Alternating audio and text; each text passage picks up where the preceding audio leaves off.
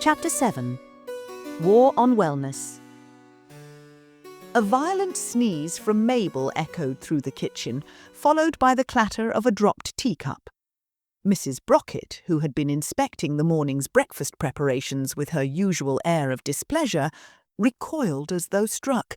"Good heavens, what a ghastly display! Have you taken leave of your senses?" Mrs. Brocket demanded, lifting her skirts clear of the spreading puddle of tea. "Begging your pardon, ma'am," Mabel sniffled, her nose red and raw. "I ain't feeling quite right this morning." She fumbled with a grimy handkerchief, her hands trembling. "Not feeling quite right?" Mrs. Brocket's eyebrows ascended to previously unexplored heights. "What a peculiar notion! Since when has a servant's health been of any consequence to the running of a household?" "I think I might have the flu, ma'am." Mabel's voice was hoarse. "If I could just take to my bed for a day, or—" "Take to your bed?" Mrs. Brocket interrupted, her voice rising to a pitch that caused the window panes to vibrate in sympathy. "What a magnificently preposterous suggestion! I suppose you expect the house to maintain itself, the floors to sweep themselves, the silver to polish itself?" "No, ma'am, but—" Another sneeze interrupted Mabel's protest. "I shall personally ensure you maintain your duties with appropriate vigour," Mrs. Brocket announced, a gleam of malevolent satisfaction in her eyes. "Consider me your most devoted overseer." And so began Mrs. Brocket's campaign of motivated supervision. She followed Mabel from room to room, maintaining a distance she deemed safe from contagion, while offering what she considered to be encouraging commentary. "Do try to wheeze with more discretion," she advised, as Mabel struggled with the carpet beater. "Your respiratory distress is most cacophonous." When Mabel paused to rest her fevered head against a doorframe, Mrs. Brocket was quick to intervene. "Come now, that woodwork won't polish itself through osmosis." "Through what, ma'am?" Mabel asked weakly. "Osmosis," Mrs. Brocket repeated with supreme confidence, though she had only recently encountered the word in Mr. Brocket's scientific journal and had thoroughly misunderstood its meaning. "It's when one applies oneself with sufficient lethargy that work fails to materialize." By mid-morning, Mabel's condition had deteriorated significantly. Her attempts to polish the silver resulted in several pieces being dropped, each clang causing Mrs. Brocket to wince, as though personally wounded. "I really ain't well, ma'am," Mabel pleaded, her face flushed with fever. "I can hardly stand." "Nonsense," Mrs. Brocket declared. "A touch of illness is nature's way of testing our fortitude. Why, I recall being positively moribund with a head cold during Lady Uppington's spring assembly, yet I managed to dance every set." "That must have been right terrible for you, ma'am," Mabel muttered under her breath. "What was that?" "I said, that must have been right terrible for you, ma'am," Mabel repeated louder, punctuating the statement with a particularly wet cough. Mrs. Brocket drew herself up to her full height. "I choose to interpret that as sincere sympathy rather than impertinence. Now, I believe the drawing-room curtains require attention. They're looking decidedly limp." As Mabel shuffled towards the drawing-room, Mrs. Brocket followed at what she considered a safe distance, armed with her vinaigrette should any wayward germs venture in her direction. She positioned herself in the best armchair, from which she could observe Mabel's increasingly unsteady attempts to manage the heavy curtains. "Do endeavour to remain conscious," Mrs. Brocket advised, as Mabel swayed precariously atop the stepladder. "I should be most put out if you were to fall and damage the side table. It's been in the family for generations." The morning crawled towards afternoon with the speed of a particularly lethargic snail. Mabel's sneezing had developed a certain rhythm, punctuating her work like the world's most disagreeable metronome.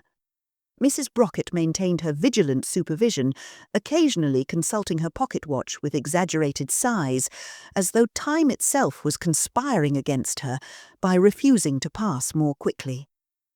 "Perhaps," she mused aloud, "this affliction of yours is merely a manifestation of indolence. Have you considered that possibility?" Mabel, who was at that moment attempting to dust a particularly troublesome vase while simultaneously preventing her nose from running, did not respond. Her silence, however, spoke volumes. The afternoon's tedious progression was suddenly interrupted by a most egregious event. Mabel, in a moment of fevered distraction, released an explosive sneeze directly into the air. The offending droplets hung suspended in a shaft of sunlight, like the most revolting of fairy dust. Mrs. Brocket's gasp could have sucked the oxygen from the room. "Did you just expel your affliction into my drawing-room atmosphere without the courtesy of a handkerchief?" "Sorry, ma'am," Mabel croaked, fumbling belatedly for her pocket.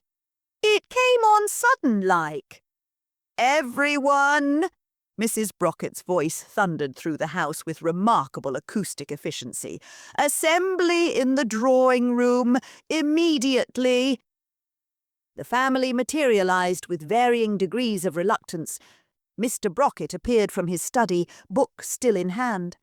Isabella slouched in, examining her fingernails with studied indifference. Marianne bounded through the door, nearly colliding with Catherine, who had been disturbed from her journal writing and still clutched her pen. "Witness!" Mrs. Brocket announced, gesturing dramatically at Mabel, who stood swaying slightly. "The perpetrator of a most heinous act of biological warfare." "Oh!" Marianne's eyes widened. "Is this like that time I found a family of mice living in the kitchen cupboard? I named them all after different types of cheese, but then they disappeared." She paused thoughtfully. "I suspect Mabel might have had something to do with that." "This is far more serious than your rodent fantasies," Mrs. Brocket snapped. "This person has been spreading her contagion throughout our home with reckless abandon." "I rather think reckless abandon might be overstating the case," Mr. Brocket murmured, not looking up from his book. Mrs. Brocket ploughed on, undeterred. "I have devised a strategy to contain this pestilential threat. Tomorrow, each of you will be assigned a strategic position throughout the house to monitor Mabel's adherence to proper respiratory etiquette." "Mother, surely you can't be serious," Isabella protested. "I have plans to call on the Wilsons tomorrow." "The Wilsons?" Mrs. Brocket's lip curled. "That family of mushroom farmers? I'm saving you from social suicide. You'll be stationed in the entrance hall." "But, Mama," Catherine ventured, "I was hoping to work on my poetry tomorrow. I've just reached a particularly moving verse about autumn leaves and broken hearts." "Perfect. You shall have ample time for your literary pursuits while guarding the kitchen. Perhaps you can compose an ode to proper sneeze containment." "I could watch from the chandelier," Marianne offered brightly. "Like a particularly vigilant spider, though I suppose spiders don't really watch for sneezes. They're more interested in flies. Did you know I once saw a spider eating—" "You," Mrs. Brocket interrupted firmly, "will monitor the upper landing from the floor." Mr. Brocket cleared his throat. "My dear, while I appreciate your enthusiasm for household management, don't you think this might be somewhat excessive?" "Excessive?" Mrs. Brocket's eyes flashed dangerously. Was Wellington excessive when he faced Napoleon? Was Nelson excessive at Agincourt? Mr. Brocket raised an eyebrow. "We are at war, Henry, with an invisible enemy that threatens the very air we breathe." "I think I might be that enemy, Ma'am," Mabel pointed out weakly. "Silence, you pestilential provocateur! Tomorrow, this household will become a fortress of hygiene. Every sneeze will be accounted for, every cough contained, every sniffle supervised. The family exchanged glances of resigned despair, recognizing the futility of further protest. Even Mr. Brocket's book lowered slightly, a sure sign of defeat. Now then, Mrs. Brocket continued, warming to her theme, I shall prepare a schedule of surveillance shifts. Isabella, do stop rolling your eyes. It's most unbecoming. Marianne, remove that bedsheet from your head. You are not, as you just suggested, practicing to be a ghost monitor. Catherine, your tears will not sway me. And Henry. She paused, fixing her husband with a steely gaze. Do try to look more enthusiastic about defending your home from this microbial invasion. I ain't sure that's the right word, ma'am, Mabel muttered, then immediately regretted speaking as Mrs. Brocket's head whipped around. I don't recall requesting input from the source of our current predicament, Mrs. Brocket said icily. Now, unless anyone else wishes to question my methods of household disease control. The silence that followed was broken only by Mabel's poorly suppressed coughing and Marianne's whispered observation that the situation reminded her of the time she tried to teach the garden snails to slime in formation. Excellent, Mrs. Brocket declared, interpreting the family's resignation as enthusiasm. Tomorrow, we begin Operation Handkerchief Vigilance. I suggest you all retire early tonight. Dawn will arrive swiftly, and with it, our crusade against unconstrained contagion. Dawn had barely brushed the horizon when Mrs. Brocket began her campaign of awakening. She entered each room with military precision, employing methods specifically calculated to cause maximum disruption to peaceful slumber. For Isabella, she threw open the curtains with theatrical flourish. Rise and shine, my dear. The entrance hall awaits its sentinel. Isabella responded by pulling her pillow over her head. Mother, the sun isn't even properly awake yet. Nonsense! The sun is merely being lazy, much like someone else I could mention. Mrs. Brocket yanked away the bedcovers with practiced efficiency. Marianne's awakening involved Mrs. Brocket confiscating a family of stuffed animals that had been arranged in what appeared to be some sort of tea party on the bed. Oh, I was just dreaming they were teaching me to speak rabbit, Marianne protested, reaching for a particularly threadbare stuffed hare. We were discussing the philosophical implications of carrot cultivation. The only philosophy you need concern yourself with today is the proper monitoring of respiratory hygiene, Mrs. Brocket declared, holding the stuffed animals hostage. Upper landing, now. Catherine was discovered already awake, scribbling in her journal by candlelight. I'm composing a poem about the tragic fate of a young girl forced to abandon her artistic pursuits in favour of watching a sick maid, she explained, her voice thick with melodrama. How fortunate that you'll have plenty of time to perfect it while guarding the kitchen, Mrs. Brocket responded, extinguishing the candle with a sharp puff. Mr. Brocket proved the most challenging to rouse, having barricaded himself in his study sometime during the night. Mrs. Brocket was forced to resort to loudly reciting her opinions about the latest fashion in bonnets through the keyhole until he finally emerged, looking haunted. The library requires your attention, Henry, she informed him. Do try to stay awake. Your snoring would only encourage Mabel's rebellious tendencies. By sunrise, the Brocket household had been transformed into a network of reluctant surveillance posts. Isabella slouched against the entrance hall's main pillar, occasionally checking her reflection in a nearby mirror and sighing dramatically. Marianne had positioned herself on the upper landing with an unnecessarily complex system of rope pulleys she'd devised to enhance monitoring efficiency. You see, she explained to no one in particular, if I pull this rope, it rings the bell I've attached to the banister, which startles the cat, who then knocks over this pile of books, creating a sound rather like someone dropping a tray of teacups, which is my signal that Mabel is approaching without a handkerchief at the ready. Catherine sat in the kitchen, alternating between writing in her journal and staring mournfully out the window. Her latest poem began, "Imprisoned by duty's cruel chains, while poetry weeps in my veins." Mr. Brocket had established himself in the library with a fresh supply of books and a glass of brandy despite the early hour. "Medicinal," he explained when Mrs. Brocket raised an eyebrow, "to ward off any stray contagions." Mrs. Brocket herself patrolled the house like a general inspecting her troops, offering what she considered motivational commentary. "Isabella, do stop slouching. You look like a wilted lettuce." "Marianne, I fail to see how constructing a miniature catapult from spare cutlery will assist in your duties." "Catherine, tears will only encourage bacterial growth." "Henry, that is your 4th medicinal brandy, and it's not yet noon." Meanwhile, Mabel shuffled through her duties under the weight of multiple watchful eyes, her condition having deteriorated to the point where she resembled a particularly unfortunate ghost.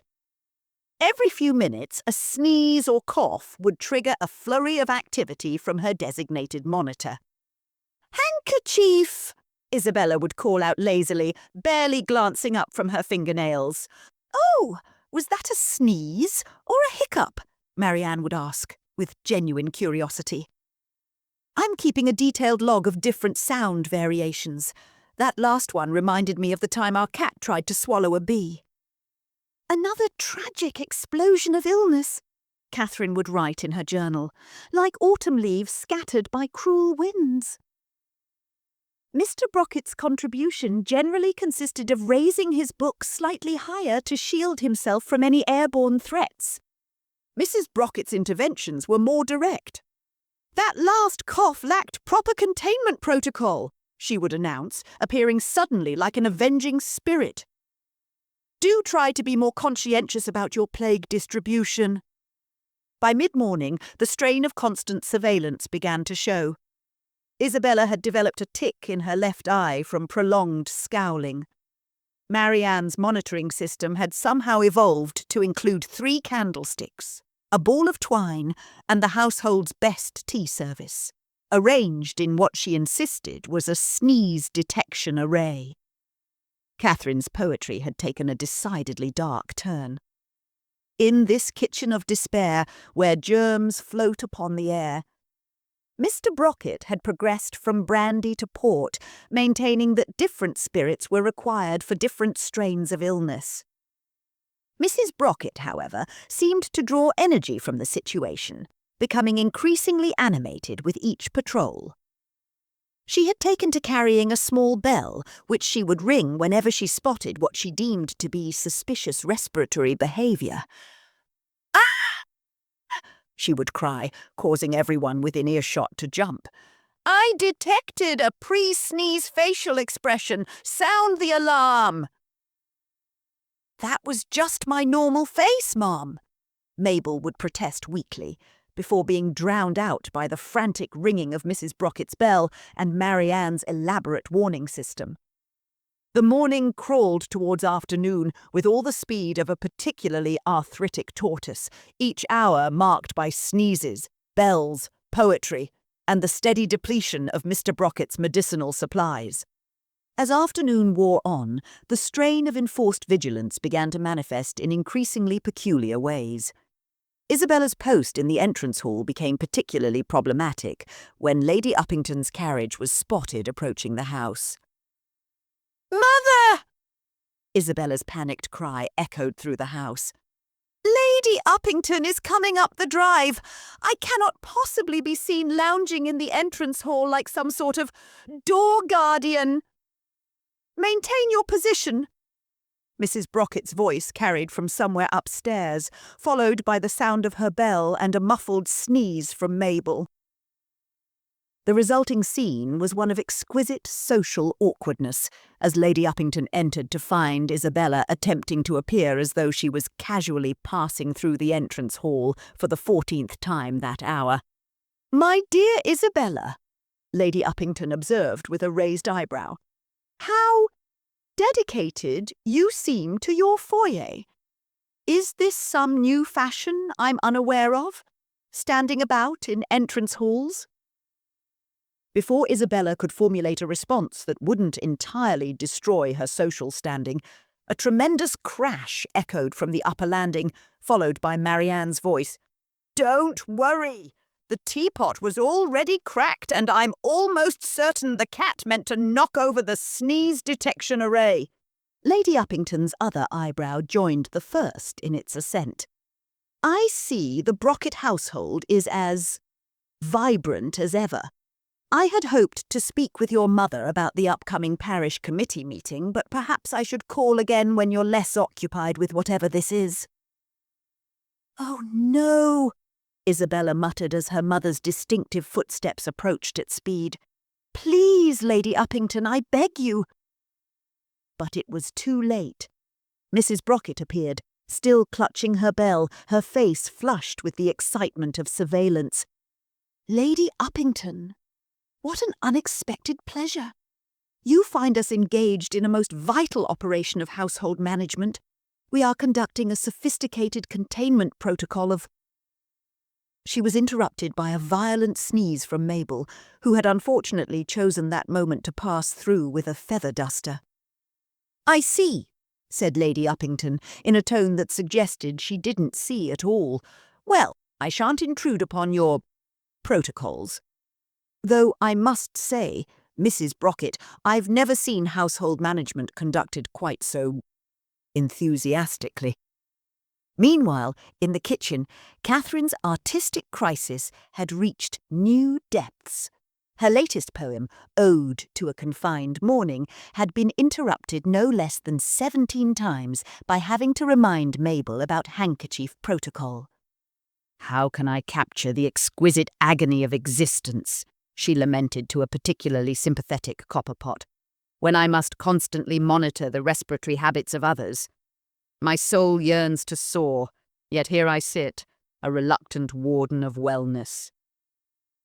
Her dramatic soliloquy was cut short by Mabel entering to prepare tea, looking increasingly like something that had been recently exhumed. "Would you mind awfully," Catherine sighed, "keeping your affliction to yourself for just 10 minutes? I'm trying to compose a verse about the crushing weight of responsibility, and your sneezing is rather disrupting the rhythm." In the library, Mr. Brocket had progressed from medicinal spirits to what he termed preventative measures, which seemed to involve testing every bottle in his cabinet for potential therapeutic properties.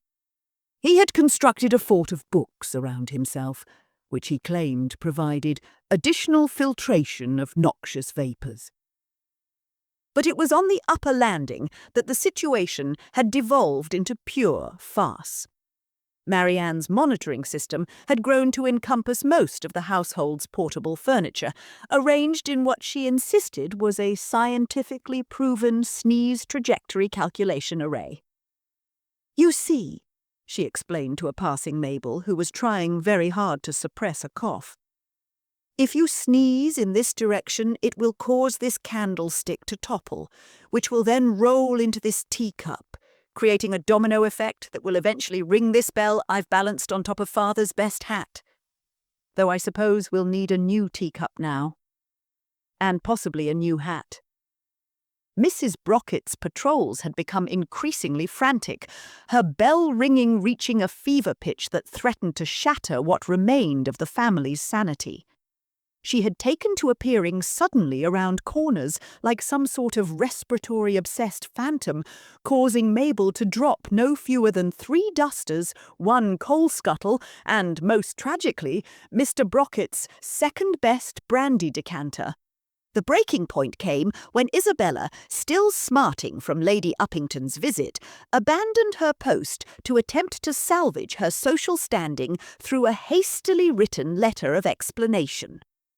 This desertion created a gap in the surveillance network, allowing Mabel to sneeze unobserved in the entrance hall, a fact that was only discovered when Mrs. Brocket found traces of what she dramatically termed evidence of unauthorized respiratory activity on a side table. Treachery! Mrs. Brocket's cry of dismay echoed through the house. Abandonment of duty! The entire containment protocol has been compromised! From the kitchen came the sound of Catherine dramatically ripping pages from her journal, declaring that she could no longer bear to document such tragedy.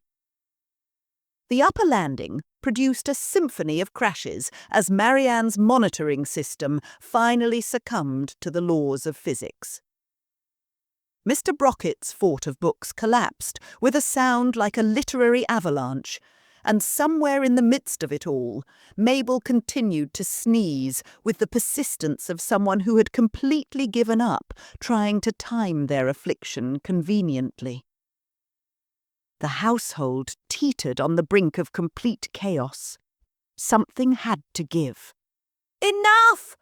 Mrs. Brocket's voice cut through the chaos like a knife through particularly rebellious butter. "Everyone to the drawing room, including you, Henry.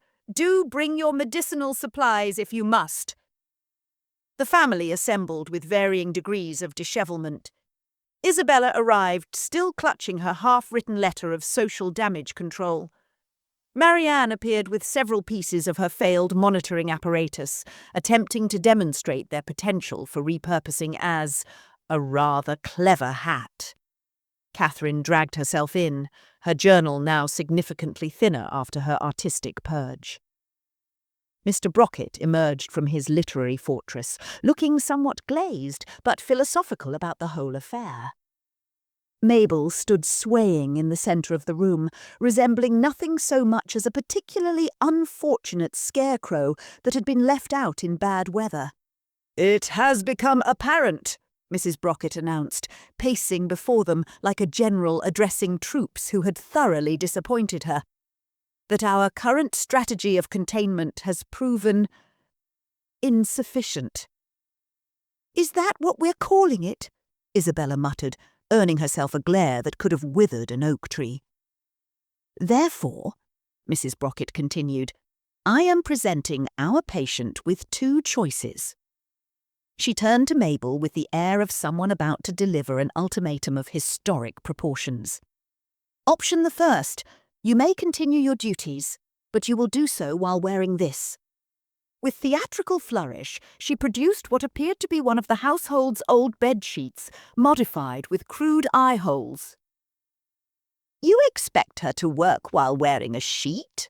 Mr. Brocket inquired, his eyebrows achieving new heights of incredulity. "It will contain the contagion," Mrs. Brocket defended. "I have personally overseen its modification for maximum coverage while allowing minimal visibility for essential tasks." "I think she looks rather festive," Marianne offered. "Like a ghost at a very formal party. Though I suppose ghosts don't usually dust things unless they're particularly conscientious." "Option the second," Mrs. Brocket pressed on, ignoring her middle daughter's supernatural musings. "You may retire to your room for a period of 1.5 days recovery. However," her voice took on a tone that suggested this mercy came with significant strings attached, "this will naturally result in a month's reduction in wages as compensation for the inconvenience to the household." "A month?" Mr. Brocket's voice carried a note of protest. "My dear, that seems rather—" "Do not undermine my authority in front of the help, Henry," Mrs. Brocket snapped. "I'm being perfectly magnanimous. Why, I haven't even mentioned the cost of the teapot that was sacrificed to Marianne's monitoring apparatus." "That was already cracked," Marianne pointed out helpfully. "And I'm almost certain it wasn't the expensive one, though I suppose it's hard to tell now that it's in quite so many pieces." Mabel, who had been swaying gently throughout this exchange, finally spoke. "If it's all the same to you, ma'am, I think I'll take the rest. though I ain't sure how I'm supposed to survive with no wages for a month. Consider it a valuable lesson in respiratory responsibility, Mrs. Brockett declared. And while you're making your way to your room, you might as well dust the banister. No sense in wasting a journey. The family watched as Mabel shuffled towards the door, pausing only to accept the feather duster that Mrs. Brockett thrust into her hands with imperious determination. "Well," Mrs. Brockett announced to the remaining assembly, "the threat has been contained, albeit at the cost of some minor casualties." She glanced meaningfully at the remains of Marianne's monitoring system. "I suppose this means we're released from our posts?" Isabella asked hopefully. "I should think so," Mr. Brockett replied before his wife could object. "I believe I've developed quite enough immunity for one day." He patted his pocket, where the gentle clink of glass suggested he'd brought reinforcements from his library fortress. "My poem about confinement and duty can now have a proper ending," Catherine sighed. "Though I'm not sure duty rhymes with anything suitably tragic." "What about sooty?" Marianne suggested. "Though I suppose that's not very tragic unless you're a chimney sweep. Or perhaps a particularly clean cat." Mrs. Brockett, surrounded by the debris of her day's campaign, surveyed her family with an air of someone who had perhaps managed a major crisis, regardless of evidence to the contrary. "I trust we've all learned valuable lessons about household management and the importance of proper respiratory etiquette." "Oh, yes," Isabella muttered under her breath, "though perhaps not the lessons you intended." "Do try not to spread too many germs while dusting," Mrs. Brockett called up the stairs. "And don't sneeze on the family portraits. Your predecessors managed to clean them without causing an epidemic." From somewhere upstairs came the sound of one final, defiant cough, followed by what might have been a feather duster being thrown somewhere in the direction of a matriarch.